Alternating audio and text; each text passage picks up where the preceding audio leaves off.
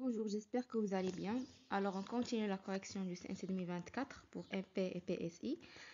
Donc, on est arrivé à la question 9 qui concerne le diagramme de définition de bloc. Donc, d'abord, on va lire le texte donné.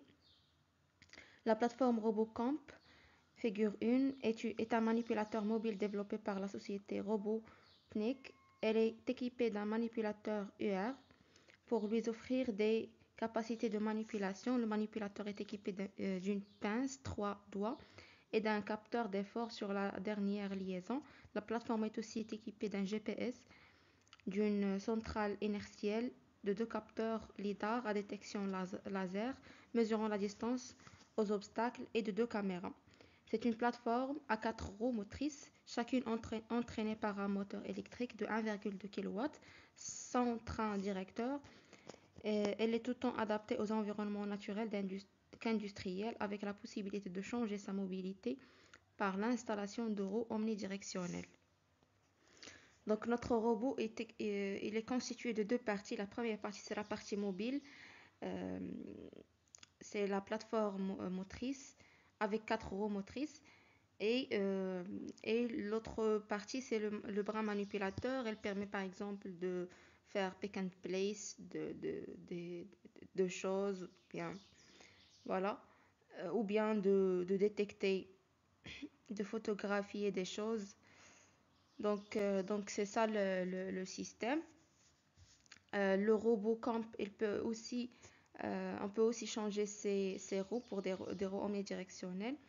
C'est des roues qui peuvent qui, qui, euh, qui donnent plus de flexibilité, surtout dans les zones qui sont un peu restreintes en termes de superficie. Voilà, on a le diagramme de cas d'utilisation. Le RoboCamp présente une alternative intéressante à l'utilisation des herbicides grâce au pouvoir de désherbage mécanique par le biais de son bras articulé, une utilisation raisonnée des pesticides, emplacement efficace de l'homme pendant le vendange. L'ensemble des informations et données collectées par les différents capteurs implémentés sur la plateforme sont communiquées via Wi-Fi aux unités de traitement et de commande sur la base d'une analyse utilisant les algorithmes de l'intelligence artificielle. La structure du robot mobile est définie partiellement dans la figure 4 par un diagramme de définition des blocs. Donc on a le robot camp contient une batterie, une roue, un réducteur, moteur, codeur, carte de puissance, interface en machine et une carte de commande. Question 9. À partir du diagramme de définition des blocs figure 4, complétez sur le document réponse DR2 la chaîne fonctionnelle du robot. Alors, donc pour commencer, donc on a la batterie qui va assurer la fonction alimentée. Donc, il va donner de la puissance électrique vers la carte de puissance qui va moduler cette puissance électrique. Donc, en sortie, on aura une puissance électrique modulée. Une carte de puissance.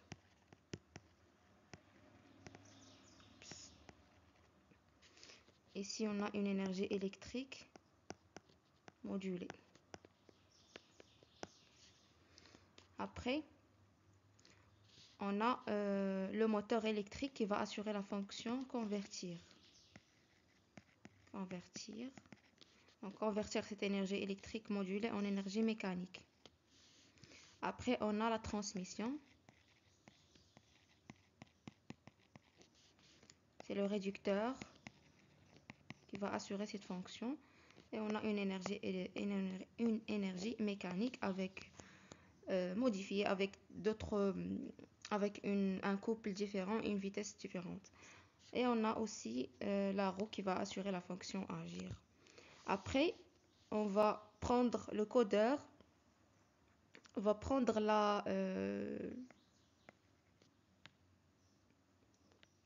des informations du moteur, donc codeur. Et donc, il va donner l'image de la vitesse de rotation a la carte de commande pour traiter cette information.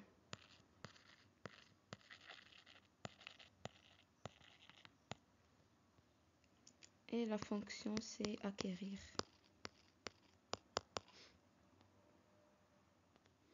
Et c'est la même fonction assurée aussi par l'interface homme-machine qui prend des consignes à partir de l'utilisateur.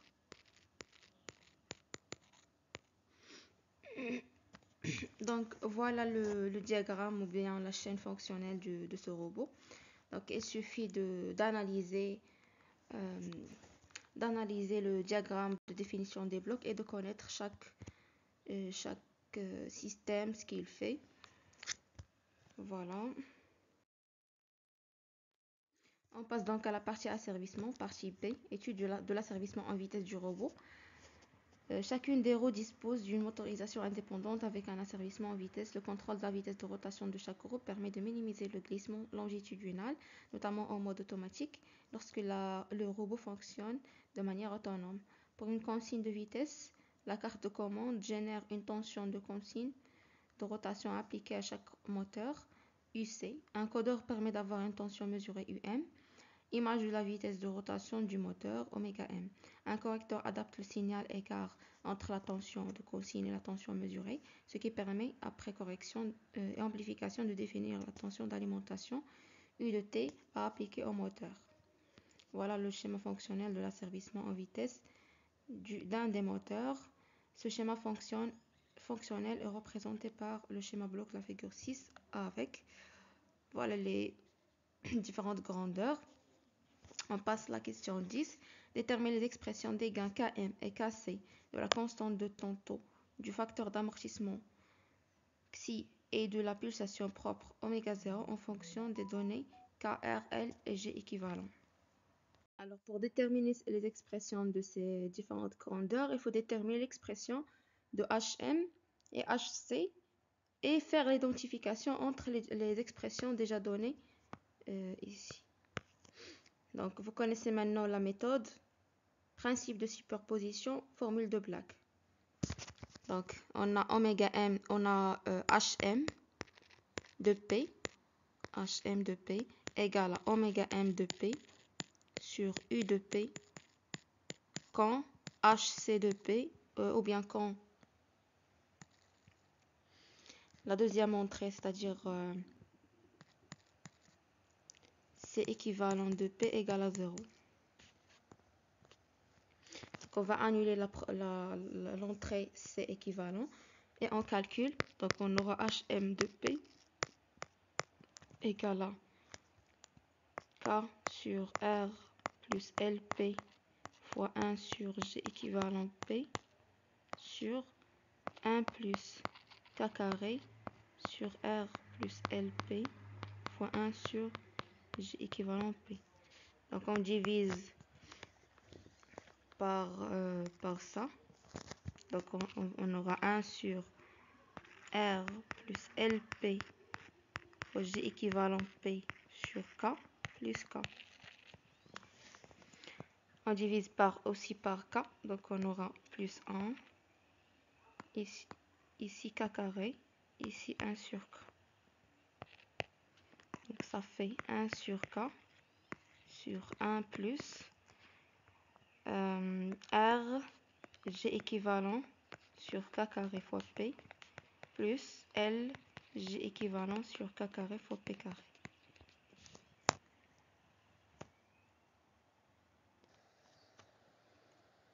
Donc par identification, on aura le Km égale à 1 sur K. Ω0 égale à la racine de K carré sur L fois G équivalent. On aura 2 Xi sur ω0 égale à R GE sur K carré. Ça implique que Xi égale à ω0 sur 2 fois R G équivalent sur K carré égale à aussi racine de K carré sur L G équivalent fois 1 sur 2 fois R G équivalent sur K carré. Donc ça fait Xi égale 1 sur 2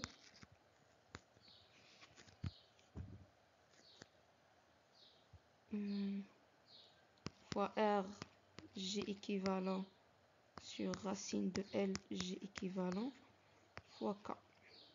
Donc ça fait 1 sur 2 K fois R sur fois R fois racine de G équivalent sur L.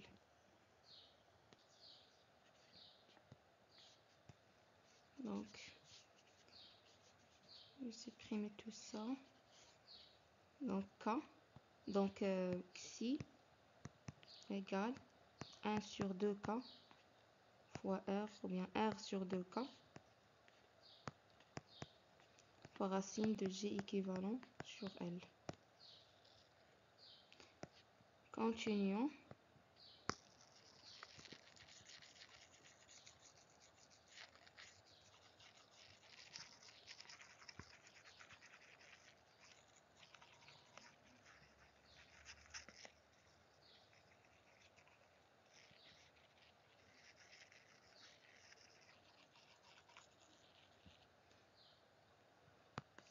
Maintenant, HC. Donc, HC de P égale à moins oméga M de P sur C équivalent de P quand U de P égale à 0. Donc, on va annuler U de P. On aura moins.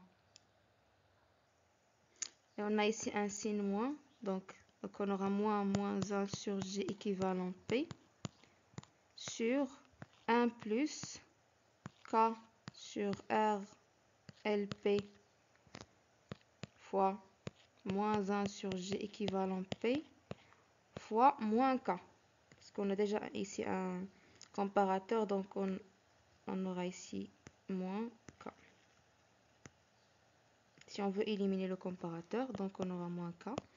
Donc ça fait 1 sur G équivalent P sur 1 plus K carré sur R plus LP facteur de 1 sur G équivalent P. Donc on va multiplier par R plus LP fois G équivalent P sur K carré en haut et en bas. On aura R plus LP fois G équivalent P. Donc ça va aller. Donc sur K carré sur 1 plus R plus LP facteur de G équivalent P sur K carré.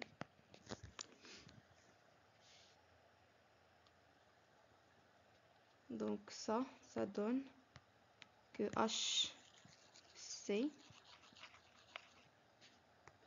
égale, donc on va factoriser par R sur K carré. On a R sur K carré facteur de 1 plus L sur R fois P sur 1 plus R G équivalent sur K carré fois P plus L fois G équivalent sur K carré fois P carré. Donc ça donne que aussi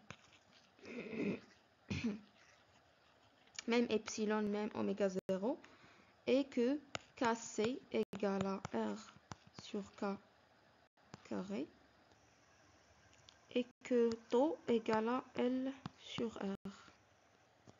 Voilà, donc c'est tout pour cette vidéo. On se retrouve dans une prochaine vidéo et à la prochaine.